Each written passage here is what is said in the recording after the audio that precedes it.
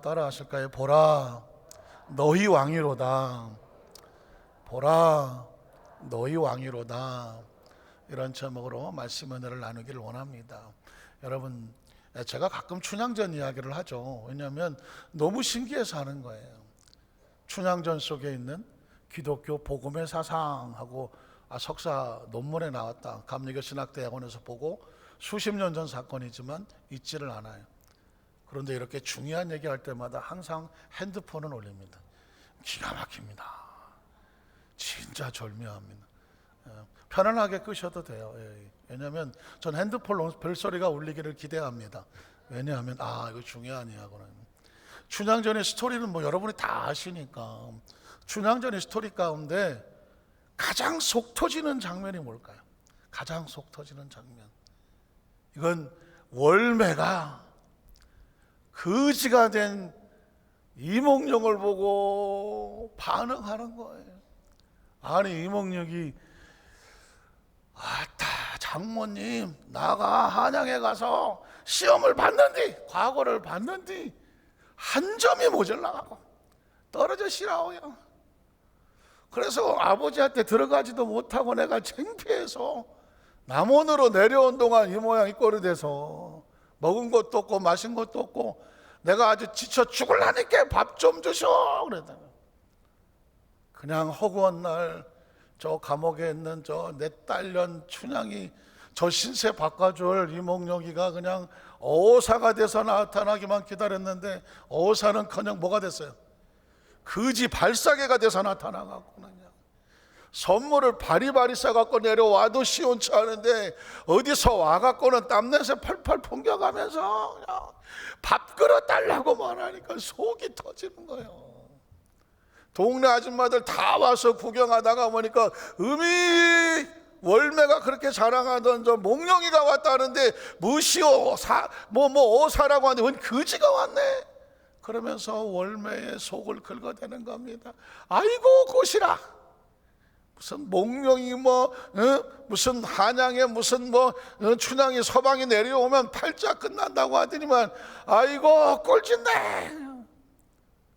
월매가 속이 얼마나 터지겠어. 이름도 잘 지어야 돼요. 얼마나 터지겠어. 얼마나. 오늘은 제가 완전히 그 남원 사투리 버전으로 바꿔서 헐랑께 여러분은 그냥 그러구나. 그렇다고 또 저한테 와서 목사님은 고향이 호남이지라 이러면 또 힘들어. 저는 그냥 고향이 천국이요. 천국서 왔어. 아니, 제가 그 전에 사투리를 하도 썼더니 어떤 권사님이 엘리베이터에서 나를 쿡 찌르면서 아이고 목사님, 우리 고향에서 인물이 나버렸습니다. 네? 아이고 목사님이 그냥 이렇게 훌륭한 목사님이 돼갖고 우리 고향에서 인물이 났다니까요. 고향이 어디요? 어디? 광주지라. 저는 경기도인데요. 어디? 그래요? 그런데 어찌끔 이렇게 사투리를 잘 쓸까? 그것은 묻지도 마. 내가 못하는 게 뭐 있어. 어쨌든 간에 그래서 월매가 속이 터지는 거예요. 생각해 보십시오. 딸년 하나 키워서 남한테 손가락질 당하는 기생으로 키워서 다막 어떻게 하면 그 한양에서 내려온 사또 자제하고 해서 저 팔자 좀 고쳐보려고 했는데 웬 거짓골을 하고 내려왔으니 어떻게 하면 좋겠어. 그래서 그날 밤에 이몽룡이를 구석방에다가 숨겨놓고 감옥을 찾아가서 이 춘향이를 붙잡고 하는 소리가 뭡니까? 야 이년아, 너는 이제 팔자 고치기는 틀렸다.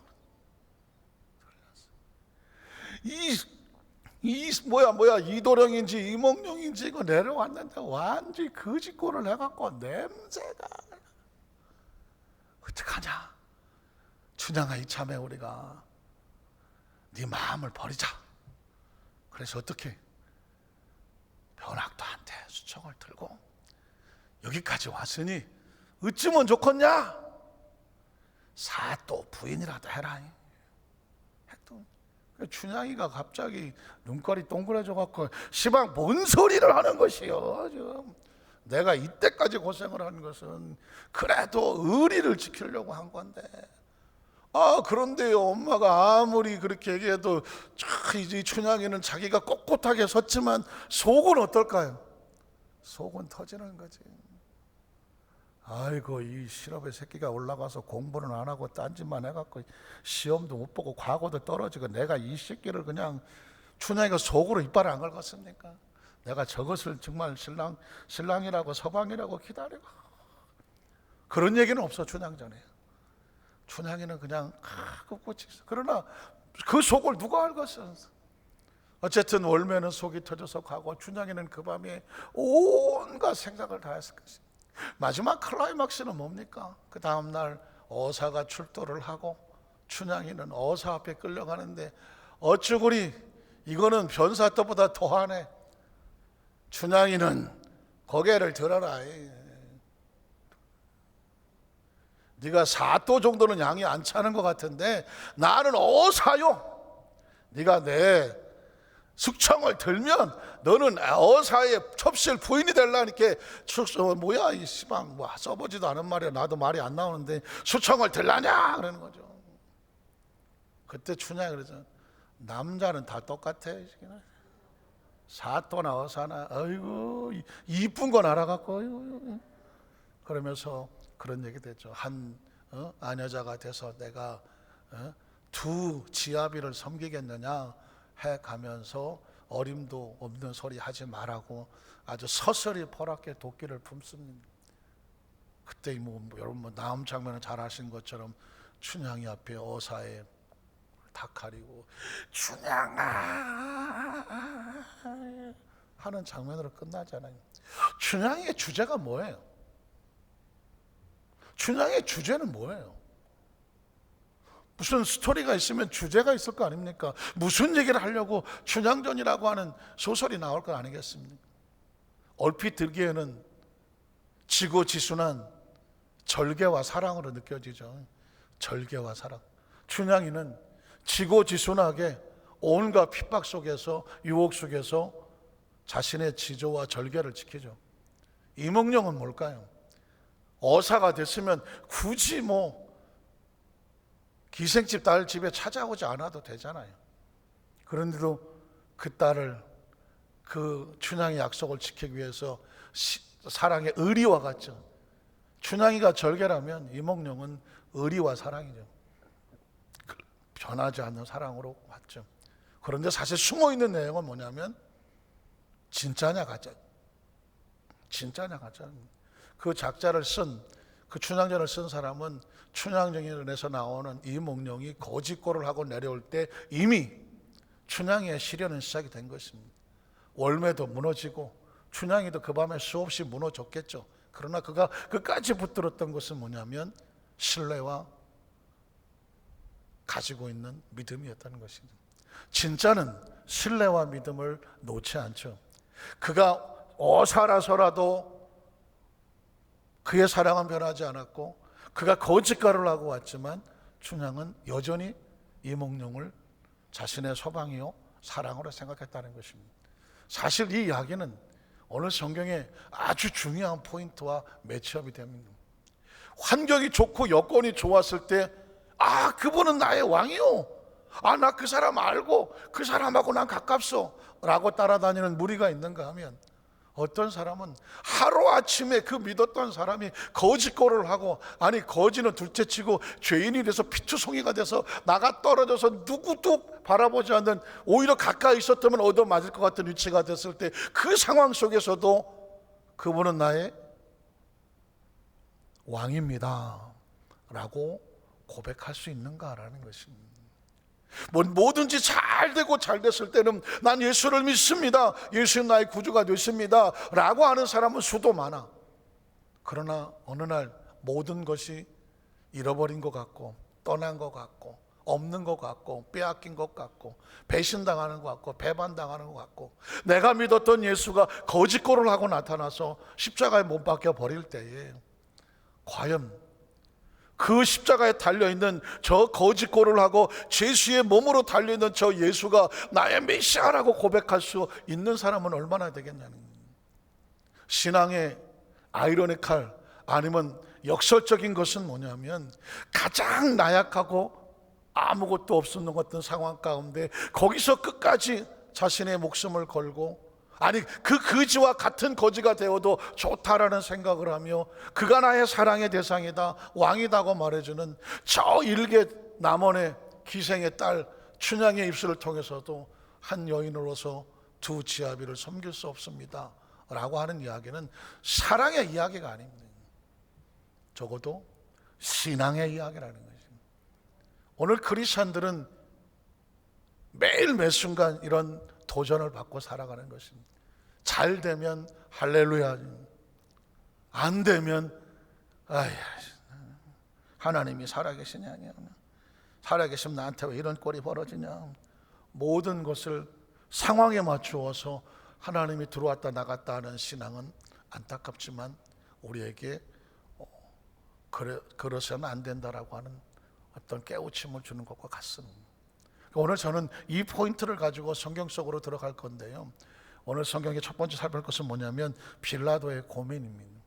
빌라도는 아시는 것처럼 로마의 총독으로 유대의 이 지역을 다스리러 온 사람입니다. 그러니까 유대의 모든 생사여탈 모든 것을 주관할 수 있는 권한을 가지고 있습니다. 아시는 것처럼 예수님하고 대화를 할 때 내가 너를 죽일 권리도 있고 살릴 권리도 있다라는 표현을 씁니다. 실제로 눈에 보기에는 그렇습니다. 그러나 빌라도에게는 고민이 있었습니다. 이 도대체 예수가 이게 누군지를 모르겠는 거예요. 이 사람이 많은 사람이 따라다니는 걸 보면 영향력이 있는데 혹시 재산이나 좀 모아놨을지도 모르는데 내가 이놈을 살려줄 수 있는데 저놈이 나한테 좀 내가 어떻게 좀 총독이요, 내가 좀 숨겨놓은 재산이 있는데 이걸 좀 할 테니 나 좀 살려주시오 라고 나한테 좀 살살거리면서 도움을 요청하면 나도 한 몫을 챙기고 내가 뭐 기꺼이 살려줄 것 같은데 이건 전혀 그런 건 안 보이고, 이건 유대인들은 벌떼같이 달라들면서 십자가에 못 박으라고 하고 내가 예수를 죽이라고 하나 살리고 나하고는 별 사이가 없는데 이 상황에서 나는 이득만 챙기면 좋겠는데 어느 한 놈이가 나한테 뭘 갖다 주는 놈이 없어. 그래서 빌라도는 지금 예수님하고 자꾸 대화를 하는 것입니다. 찔러보는 것입니다. 야, 내가 너 죽일 수도 있고 살릴 수도 있어. 그러면 살려달라고 해. 맨입으로는 안 되지만 나한테 뭘 좀 주면서 살려달라고 해봐 하면서 계속 대화를 늘어가는데 대화를 하다 보니 헷갈리는 거예요. 그 내용을 한번 볼까요? 요한복음 18장 29절입니다. 갈까요? 쭉 읽어 나가겠습니다. 그러므로 빌라도가 밖으로 나가서 그들에게 말하되 너희가 무슨 일로 이 사람을 고발하느냐. 빌라도가 이르되 너희가 그를 데려다가 너희 법대로 재판하라. 난 귀찮아. 너희 나라 일을 내가 관여하고 싶지 않다. 유대인들이 이르되 우리에게는 사람을 치는 권한이 없나이다 하니, 이에 빌라도가 다시 관정으로 들어가 예수를 불러서 이제 찔러보는 거죠. 네가 유대인의 왕이냐? 빌라도가 대답하여 이르되 내가 유대인이냐? 내 나라 사람과 대상들이 너를 내게 넘겼으니 내가 무엇을 하였느냐? 계속 빌라도는 예수님에게 질문을 합니다. 그 질문의 의도를 가만히 들여다보면 살려달라 그래라. 내가 너 살려줄게. 그러나 나한테 권한이 있으니까 너도 나한테 뭘 줘야 되지 않냐? 라는 의도가 아주 살살 보이고 있습니다. 예수께 대답하신 내 나라는 이 세상에 속한 것이 아니니라. 만일 내 나라가 이 세상에 속하였던 것이라면 내 종들이 싸워 나로 유대인들에게 넘겨지지 않게 하였으리라. 이제 내 나라는 여기에 속한 것이 아니라. 예수는 뻣뻣하게 나는 너와 상관이 없는 나라에 다른 나라에 속해 있다라고 말을 하는 것입니다. 그러니까 빌라도가 얘기가 안 통하는, 세상 말로 씨알이 안 통한, 아니 뭐 좀 살려주십시오 해야 되는데 예수는 다른 나라 이야기를 계속하고 있습니다. 이 빌라도는 계속 세상 내를 끌고 내려옵니다. 그 다음 절을 보면 빌라도가 이르되 그러면 네가 왕이 아니냐? 예수께 대답하되 내 말과 같이 내가 왕이니라. 내가 이를 위해서 태어났으며 이를 위해서 세상에 왔나니 곧 진리에 대하여 증언하려 함이로다. 무릇 진리에 속한 자는 내 음성을 듣느니라 하신대. 그 다음 절에 뭐라고 말할 때 빌라도가 그러면 진리가 뭐냐? 아니, 생명을 내가 쥐고 있는 건 난데 네가 말하는 진리는 무엇이냐라고 또 묻는 것이죠. 이 말을 하고 다시 유대인들이 나가서 이르되, 중요한 포인트는 뭐냐면 빌라도는 아무리 예수님하고 대화를 해봐도 뭘 찾지 못합니까? 나는 그에게서 아무 죄도 찾지 못하였느니라. 그럼 어떻게 해야 돼요? 책임자로서 죄가 없으니 내보내라라고 말해야 되죠. 그러나 빌라도는 이 상황 속에서 죄가 없는데 이 예수를 부여잡고 있습니다. 그 다음 절을 보면 이에 빌라도가 예수를 데려다가 채찍질까지 한단 말입니다. 그 다음 절과 4절에 보면 빌라도가 다시 밖에 나가 말하되, 보라, 이 사람을 데리고 너희에게 나오나니 이는 내가 그에게서 또 두 번째 말하죠. 아무 죄도 찾지 못하는 것을 너희로 알게 하려 함이로다 그랬습니다. 어쩌면 너희가 죄 없는 사람을 데려왔으니 이 사람을 채찍에 어떤 벌을 주려면 너희도 나한테 뭘 좀 줘라라는 것처럼 보일 수도 있어요. 빌라도는 앉아서 이쪽에서도 받고 저쪽에서도 받고 하고 싶은 거예요. 그런데 이 양쪽 다 먹통이야. 이건 이 나라 사람이 아니라고 말하고, 여기는 오히려 협박을 해. 유대인의 왕이라고 하는 사람을 당신이 로마의 총독으로서 이 사람을 갖다가 징계하지 아니하면 당신은 로마의 법에 반대한 사람이니 당신을 고소하겠소. 또 이렇게 말하네. 그러니 지금 빌라도가 이러지도 못하고 저러지도 못하는 상황에 있었습니다. 그러나 분명한 것은 예수님은 죄가 있다 없다? 죄가 없다라는 것입니다. 그 다음 절 보면, 그래서 대장들과 야렛 사람들이 예수를 보고 소리질러 이르되 십자가에 못 박으소서, 십자가에 못 박으소서 하는지라. 빌라도가 이르되 너희가 친히 데려다가 십자가에 못 박어라. 왜? 나는 그에게서 죄를 찾지 못. 3번을 그렇게 말합니다. 예수님을 아무리 자기가 이렇게 저렇게 찔러보고 얘기를 해봐도 그 입에서 나오는 말 속에서 죄를 찾지 못하였다라고 3번을 얘기하는 이유는, 유대인들에 대해서는 죄 없는 예수를 십자가에 못 박은 자가 되고, 우리는 죄 없으신 예수님께서 누구의 죄를 대신하여? 우리의 죄를, 인류의 죄를 제물처럼 대신하여 십자가에 못 박힌 어린 양과 같음을 고백하고 있는 것과 같습니다.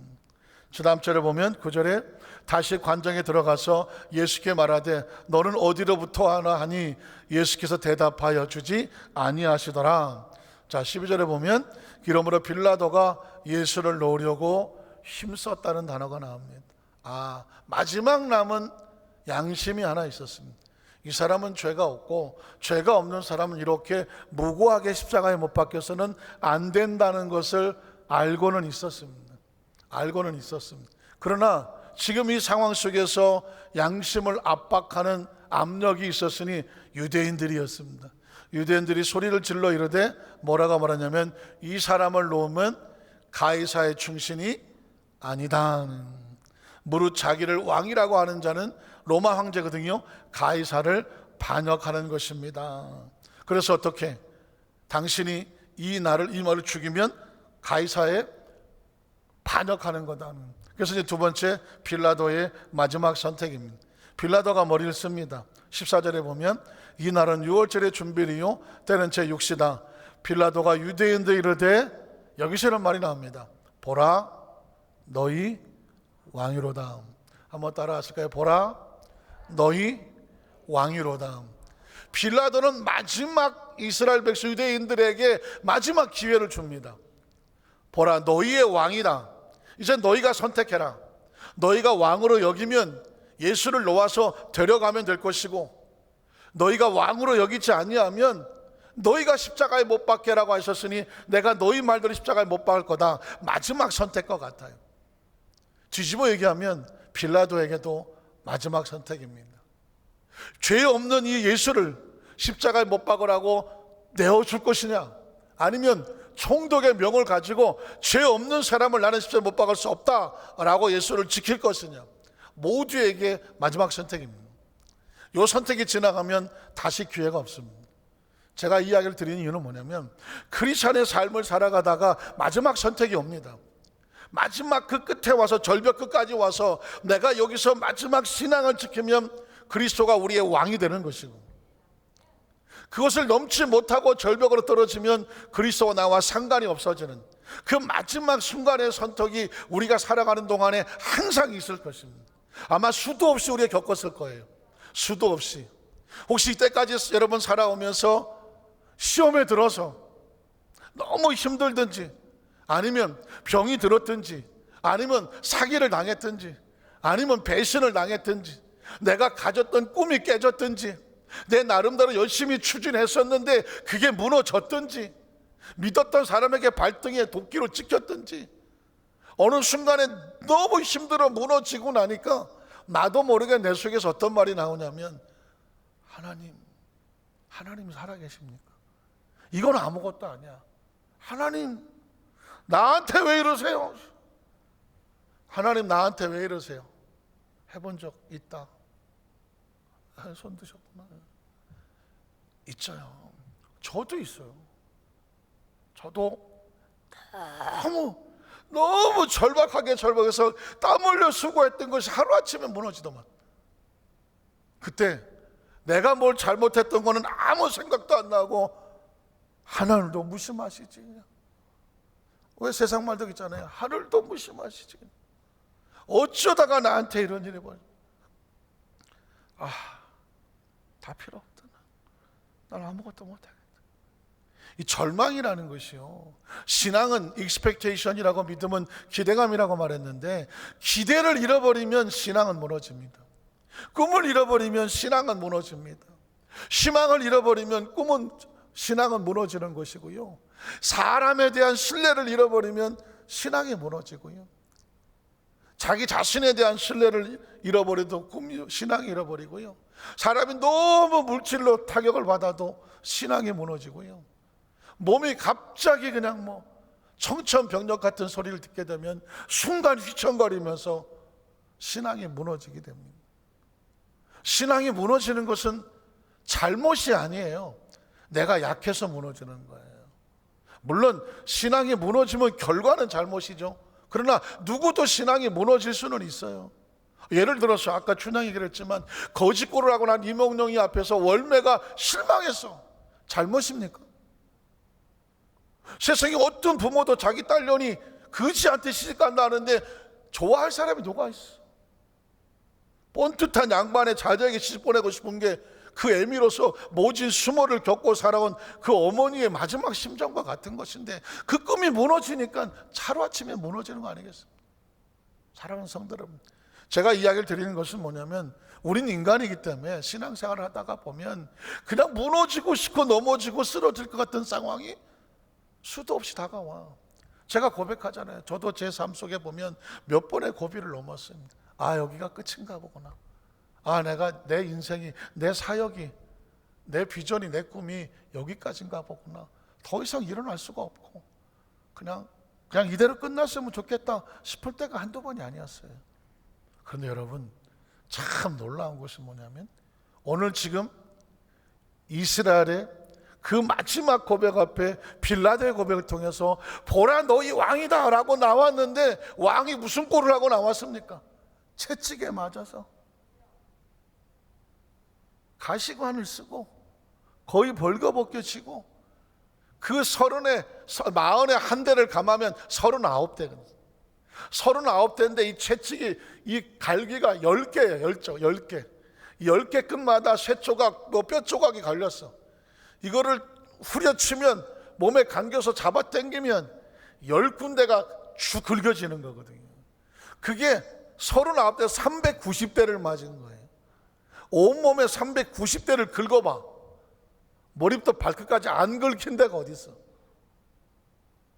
머리부터 발끝까지 그 꼴을 하고 끌려 나와서 섰어요. 근데 이렇게 말해.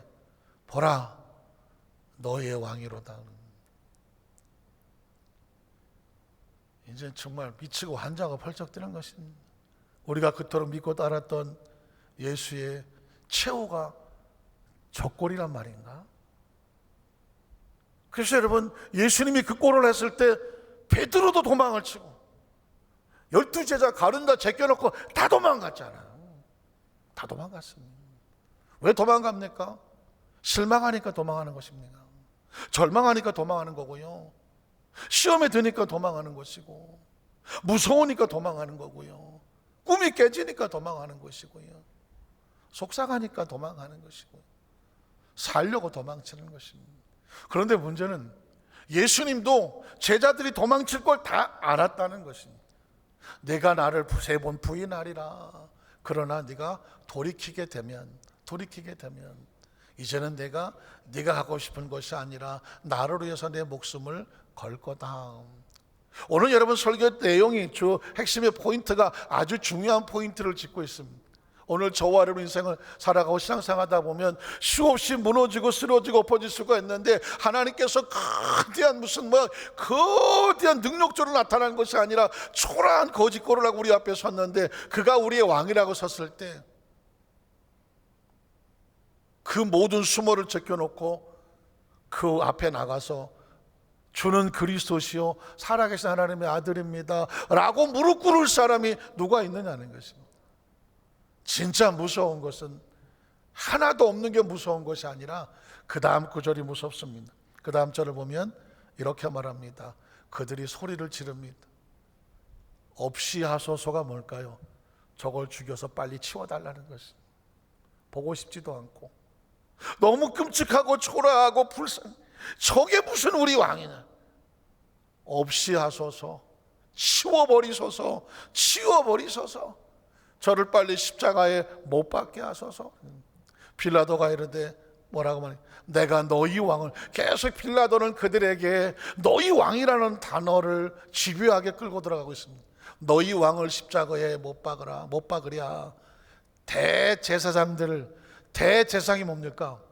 장로들이 24시 24장로가 있으면 그 중에 1년에 하나를 뽑아서 대제사장을 만드는데 그 대제사장은 1년에 한 번 하나님의 그 성막 안에 들어가서 백성들의 모든 죄와 허물을 성막 안에 가지고 들어가 그 하나님의 면전 앞에 서서 하나님을 대면하는 자요. 그 앞에 서서 대제사장은 선지자는 잘못을 지적하지만 제사장은 하나님 앞에 나가서 그들의 잘못된 죄를 용서해 주소서 하면서 백성의 죄를 대신 비는 사람이, 그게 대제사장이에요. 하나님의 종이고 하나님의 기름 부은 자고 백성의 죄를 대신하여 아뢰는 자인데, 아이러니컬하게도 대제사장들이 대답하되 뭐라고 말하느냐? 가이사 외에는 우리에게 왕이 있다 없다. 나는 세상에 이런 내용이 있는 줄은 또 꿈에도 몰랐네. 대제사장이 하나님을 섬기는 율법의 최고에 있는 사람이 로마의 황제 외에는 우리에게 왕이 없다라고 말하는 것입니다. 그들이 섬기는 하나님은 어디 갔으며 그들을 세운 하나님을 왕으로 고백하는 건 어디로 날아가고 유대인의 대제사장이 로마의 황제만 우리의 왕이라고 말해. 이 이야기는 뭐냐면 로마의 황제는 거대한 권력과 권세와 힘을 가지고 있는 당시 최고의 육신의 인간으로는 최고의 자리에 있는 사람이에요. 대제사장은 도대체 무엇을 믿는 신앙인입니까? 로마의 황제만 왕이라고 말하고 예수 그리스도는 메시아로 왔지만 초라한 제물로 피투성이로 서 있으니까 저건 우리 왕이 아니라고 말하고 있습니다. 남의 이야기가 아니구나. 크리스찬이 삶을 살아가면서 내 눈에 보기에 좋고 내 귀에 듣기 좋고 뭔가 세상적으로 아주 놀랍고 현란한 위치에 있으면 왕이다. 저 사람이 정말 우리의 지도자다. 저 사람이 정말 우리의 최고의 이끌 리더자다. 몰려갈 수는 있으나 초라하고 나약하여 세상에 손가락질을 당하고 마치 채찍에 맞아 피투성이로 있는 예수 그리스도의 한쪽 구통에 있는 그를 바라보면서 저건 뭐야? 빨리 치워버려. 만약에 한다면 이 예수를 십자가에 못 박으라고 하는 사람과 우리와 하나도 다를 게 없다는 거죠. 여기서 이제 제가 결론을 내리면 진정한 크리스찬은 뭐냐? 진정한 크리스찬은 처음도 예수 그리스도요, 중간도 예수 그리스도요, 마지막도 예수 그리스도라는 거예요. 이야기는 뭐냐면 내가 잘 나갈 때도 예수 그리스도요, 내가 혹시 실패하고 넘어지고 쓰러져서 내 곁에 아무도 없어도 여전히 예수 그리스도요, 내가 최고의 위치에 올라가서 모든 것이 내 발 아래에 있는 영원한 위치에 올라가서도 역시 나에게는 예수 그리스도고, 이 세상의 마지막을 떠나갈 때도 예수는 나의 그리스도 하나밖에 없는 것입니다. 이제 여러분과 저에게 도전하는 것입니다. 우리가 잘 나갈 때만 예수 그리스도가 아닙니다. 모든 것을 잃어버리고 모든 것에 배반을 당하고 모든 것에 상처를 입고 어쩌면 가장 힘들고 어려운 순간에 홀로 남아있을 때도, 그때도 절망하지 않고 낙심하지 아니하고, 정말 비교할 수는 없지만 저 감옥에서 칼을 뒤집어 쓰고 한 여인의 모임으로서 그 한낱 희망을 기다리느라고 죽을 수밖에 없는 위치에도 불구하고 희망을 놓지 않는 춘향이의 모습처럼, 그 짓고를 하고 와도 나는 배신하지 않겠다고 하는 그 당시 28 청춘에 16살 20살도 채 안 되는 한 조그만 소녀예요. 지금으로 한 소녀죠. 여인이라고 말하지만 소녀에 가깝잖아요. 그 지구지순한 인간으로서 튀어나오는 고백이, 그 고백이 어쩌면 다른 어느 때보다도 아주 절실하게 필요한 우리 시대의 모습이 아닌가 하는 것입니다. 왜냐하면 오늘날 많은 크리스찬들은 좋으면 할렐루야입니다. 그런데 힘들면 갑자기 하나님이 안 보이거든요. 저도 그랬다고 그랬잖아요. 그런데 정신을 차리고 나서 보니까 진짜 신앙은 뭐냐? 안 보일 때도 그 하나님을 끝까지 놓지 않는 게, 그게 신앙인 거예요. 그게 신앙입니다. 진짜 신앙은 잘 나갈 땐 잘 몰라. 잘 나갈 땐 모릅니다. 진짜 신앙은 모든 것을 내려놓았을 때, 어차피 내려놓을 거지만 갔을 때 그 가운데도 하나님에 대한 절대 신뢰를 놓지 않는 것이 진짜 크리스찬입니다. 진짜 크리스찬입니다. 최근에 어떤 크리스찬이 간증을 하나 썼습니다. 혹시 이름 되면 아실 만한 분이라서 내가 그냥 직함이나 말은 안 하고, 암이, 남자인데 이제 암이 왔어요. 그래서 잘 치료가 됐어요. 투병 중이었는데 그게 이제 폐 쪽으로 전이가 돼서 2가지 암수를 치료받고 있다고 그래요. 그 사람이 워낙 유명한 사람이라서 많은 사람들은 저 상황 속에서 저 사람은 어떻게 신앙을 유지할까 다 지켜보고 있어요. 그런데 그분이 쓴 글 가운데 한 구절이 마음을 정말 뭉클거리게 하더라고요. 아직은 견딜만하다. 아직은 견딜만하다. 2가지 암을 지금 투병하고 그러면서도 여전히 그의 사역은 이어지고 있는데, 지금 아직은 나는 이 아픔과 어려움 속에서도 내가 사역을 놓고 힘들어서 모든 것을 주저앉을 정도로 그렇지는 않다. 아직은 견딜만하다. 와, 신앙은 견디는 거거든요. 신앙은 견디는 겁니다. 그건 뭐냐면 잘 나갈 때는 더더욱 견뎌야 되고, 교만하지 않도록, 하나님 잃어버리지 않도록 더 견뎌야 되고, 가장 밑바닥을 치는 외롭고 힘든 고난의 골짜기를 지나갈 때는, 그래? 이 정도 가지고 내가 넘어질 것 같아?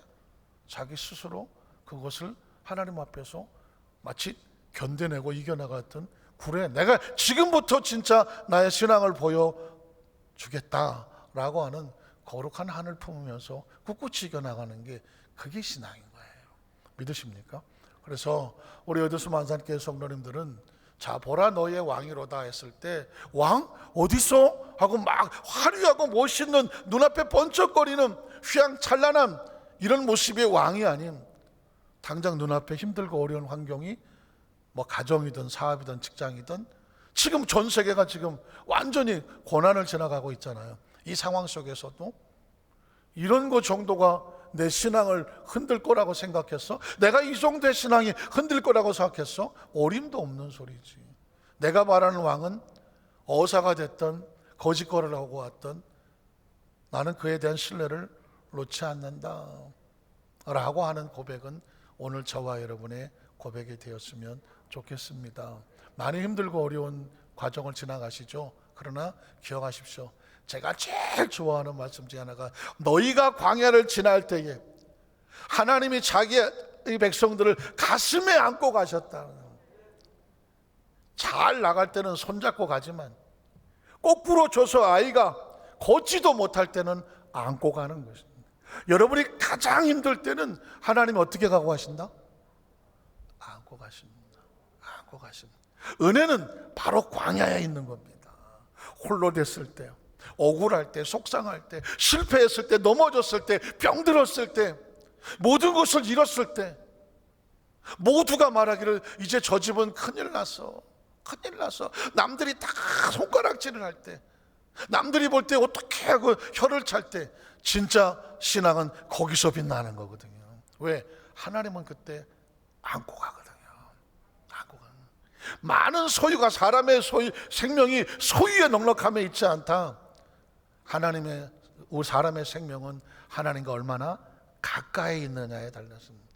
그래서 저는 우리 안산교회 성도님과 함께 우리는 눈에 보이는 것이 아닌 내가 하나님과 얼마나 가까이 있느냐, 얼마나 가까이 있느냐, 거기에다 승부를 거십시오. 그리고 화려하게 멋있는 사람 때문에 아이고 저 사람은 좋겠다 그럴 필요 없습니다. 만약에 그 사람이 하나님과 멀리 있는 사람이라면 신경 쓰지 마십시오. 여러분은 누구를 따라가냐면 하나님과 가까이 있는 사람을 사모하십시오. 하나님과 가까이 있는 사람을 친구로 삼으십시오. 하나님을 경외하고 아주 가까이 있는 사람을 곁에 두십시오. 왜냐하면 그래야 서로 선한 영향력을 미칩니다. 멀리 있는 사람을 가까이 하면 같이 멀어집니다. 적어도 이 시대는 하나님이 안고 가는 시대이니까, 안고 가는 시대이니까 하나님 안에서 그 호흡을 느끼며 심장의 박동소리를 들어가면서 하나님 곁에서 신앙생활 끝까지 붙잡고 가는 우리 축복의 터널 되시기를 주님의 이름으로 축복합니다. 기도하겠습니다.